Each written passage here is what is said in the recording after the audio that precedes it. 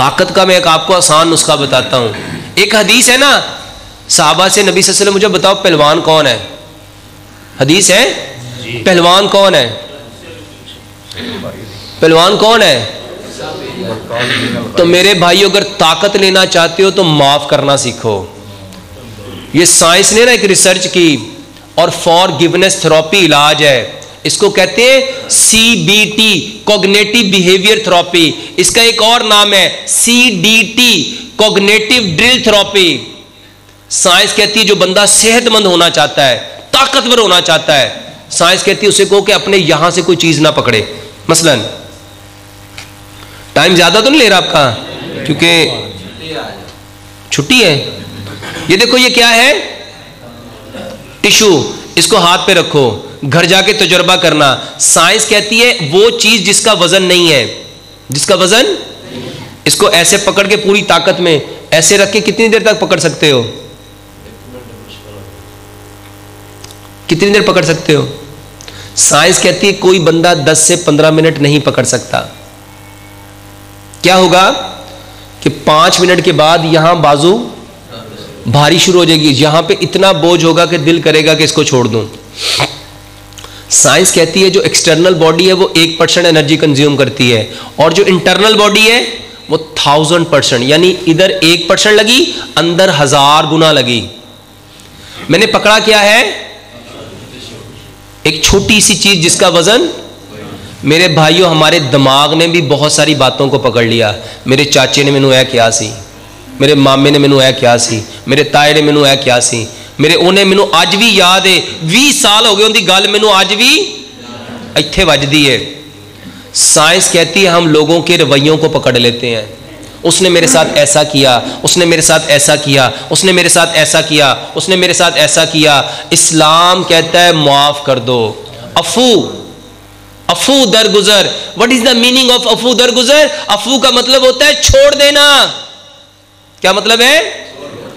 Science कहती यहां से छोड़ दो, यहां से अगर नहीं छोड़ोगे तो कमजोर पड़ जाओगे। जितने लोगों को कमजोरी है उसका वल्लाह मैं चैलेंज से कहता हूं उन्होंने यहां पकड़ा हुआ है। किसी ने मां की बात को, किसी ने बाप की बात को, किसी ने भाई की बात को, किसी ने चाचे की बात को, मामे की बात को, पप्पो की बात को, खाला की बात को, ताए की बात को, हमसाये की बात को, दोस्त की बात को। वल्लाह जो नहीं छोड़ेगा किसका बुरा कर रहा है, और जो माफ कर देगा। इसको समझो। लैलतुल कदर के बारे में अल्लाह ताला ने कुरान में क्या फरमाया? खैरुम मिन अल्फी, 1000 महीनों से बेहतर है। हजरत आयशा सिद्दीका रज़ी अल्लाह ताला फरमाते अल्लाह के नबी अगर कोई लैलतुल कदर को पा ले तो क्या कहे? वल्लाह यूरोप को समझ, यूरोप आज अपने बच्चों को पता है किस चीज की प्रैक्टिस करवा रहा है? वो छोटे से बच्चे को कहता है सॉरी करना सीखो। क्या करना सीखो? सॉरी करना सीखो। मतलब क्या सॉरी का? वो कहते गलती किसी की है, तुम सॉरी करो। लैलतुल कदर की रात 1000 महीनों से बेहतर रहा, और नबी सल्लल्लाहु अलैहि वसल्लम ने क्या फरमाया? आयशा जो बंदा इस रात को पाले वो कहे अल्लाहुम्मा इन्नका अफूवन तुहिब्बुल अफ़्वा फ़अफ़ु अन्नी। हमने कितनी बातों को पकड़ा हुआ है अल्लाह के वास्ते। ये जितने लोग कहते हैं ना सर दर्द है, माफ करके देखो। जितने लोग कहते हैं आधे सर में दर्द है, माफ करके देखो। जितने लोग कहते हैं डिप्रेशन है, माफ करके देखो। जितने लोग कहते हैं एंजाइटी है, माफ करके देखो। जितने लोगों को स्ट्रेस है, माफ करके देखो। जितने लोगों को फ्रस्ट्रेशन है, माफ करके देखो। माफ करना सीखो। माफ करना किसको पसंद है? साइंस ने इसके ऊपर फॉरगिवनेस थेरेपी इलाज बना लिया, और उन्होंने कहा हर रोज सुबह दोपहर शाम आपने कहना है मेरे साथ जिसने जो किया, इसको कहते हैं कॉग्निटिव बिहेवियर थेरेपी। अपने बिहेवियर देखो कि दूसरे लोगों के साथ आपने जो किया, उसने जो किया, उसको फॉरगिवनेस उसको दे दो।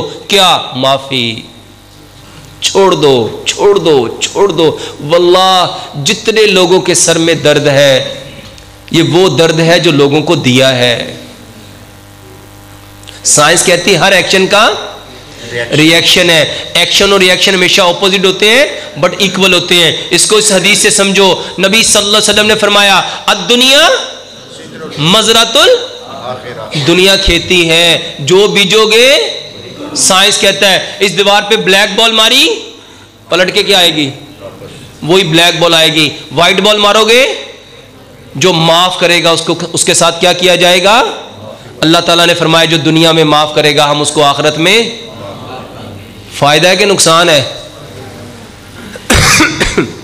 मेरे जितने लोगों की मेमोरी लूज है उसकी सबसे बेहतरीन दवाई लंबा सजदा। लंबा सजदा करोगे खून सारा कहां आएगा? जितने लोगों के बाल गिरते हैं, जितनी लड़कियों को, औरतों को एक्नी है, पिंपल है, फ्रैकल है, ब्लैक सर्कल है, ब्लैक स्पॉट है, चेहरा बदसूरत हुआ है दानों से, सिर्फ सजदा करो, सिर्फ सजदा करो। मेरे भाइयों याददाश्त की कमजोरी, वकार वो गाड़ी से किताब पीछे बड़ी पकड़ के लाना, एक चाबी ये ले जाओ। मेरे भाइयों जो मैंने वो किताब लिखी है ना अल्हम्दुलिल्लाह सुम्मा अल्हम्दुलिल्लाह, उसमें मैंने कोशिश की है हर बीमारी का तज़किरा करूं। सजदे में वल्लाह इस चेहरे की जितनी बीमारियां उसका बेहतरीन इलाज है। याददाश्त के लिए सजदा लंबा करो। सजदा लंबा करोगे खून कहां जाएगा? तो खून का काम है एनर्जी प्रोवाइड करना। जब उसको ज्यादा एनर्जी मिलेगी दिमाग ठीक होगा कि नहीं? और आज हम सबके क्या खराब हुए हैं? इसको ठीक करना है। दिमाग ठीक कहां पे होता है? और सजदा सबसे अच्छा कहां पे होता है? अल्लाह ताला ने मस्जिदों को क्या बनाया? सजदा गाह बनाया। तो सजदे घरों में ना करो, फर्ज सजदा कहां करो? मस्जिद में। और भाई उम्र 60 साल है और काला यरकान है। मेरे भाइयों काले यरकान का अल्हम्दुलिल्लाह मेरा ही कहना है, पता नहीं मैं इसमें कितना सच्चा हूं, ये अल्लाह मेरा जानता है। हेपाटाइटिस सी का अल्हम्दुलिल्लाह 1 घंटे में इलाज करता हूं। जब मैंने ये पहली बार ये बातें लोगों को बताना शुरू की थी, लोग मेरा मजाक उड़ाते थे। कईयों ने तो बड़े बड़े बुरे बुरे कमेंट भी किए, अल्लाह उनका भला करे, क्योंकि वाकई किसी ने सच कहा है। बल्कि इकबाल ने एक शेर बड़ा प्यारा कहा है। इकबाल कहता है नेक ने नेक बद ने बद जाना मुझे, नेक ने नेक बद ने बद जाना मुझे, जिसमें जितना ज़र्फ था उतना पहचाना मुझे। और साइंस भी यही कहती है जिसके बर्तन में जो होगा बाहर भी वही आएगा। तो मेरे भाइयों हेपाटाइटिस सी का बेहतरीन इलाज है जंगली कबूतर। जंगली मरीज को लिटा दो और उसकी नाक पे कबूतर की जो पखाना करने की जगह है जिसको रिएक्टम कहते हैं, उसके नाक के ऊपर पूरा रख दो और आराम से उसको पकड़ के बैठ जाओ। 5 से 10 मिनट के अंदर वो मर जाएगा। मेरे भाइयों वो जितने मरते जाए उतने कबूतर नए लगाते जाओ। जब वो मरना बंद हो जाए जाओ जाके लैब में उसके टेस्ट करवाओ। इंशाल्लाह आप मुझे सारी जिंदगी दुआएं दोगे।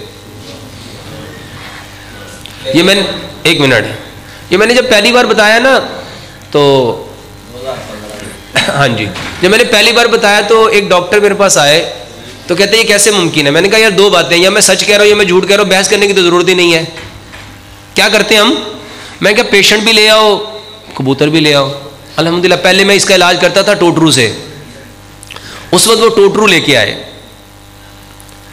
वो जो टोटरू लेके आए वो इतनी सारी ले आए, मैं तो एक किताब कही थी उधर ही रख दो भाई।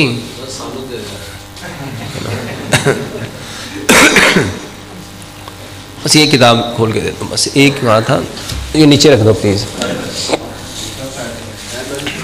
उधर रख दो।